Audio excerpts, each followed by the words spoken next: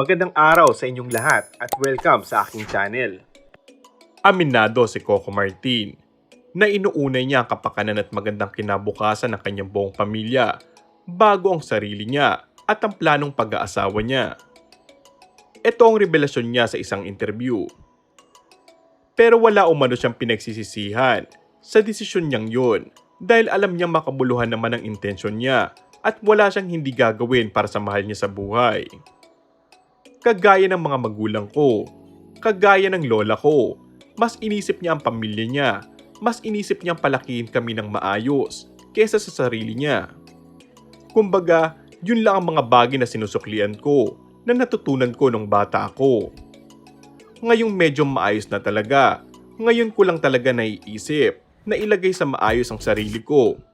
This time, siguro ito na ang tamang panahon para magkapamilya na ako, pagtatapat pa ni Coco. Nakakatuwa nga ngayon kasi mas iniisip natin yung kinabukasan, yung future. Saka ngayon, hindi lang yun yung traditional na lalaki, yung nagtatrabaho. Ngayon, pati dapat ang babae. Kahit papano, kumbaga may magandang karir, may magandang trabaho.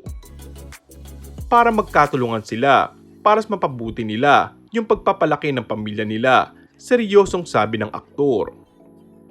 Ang pinaka-treasure ko lang ay ang magkaroon ng maayos na pamilya. Bubuuin ko ang sarili kong pamilya, nakangiting banggit pa ng aktor. And that's all for our today's video.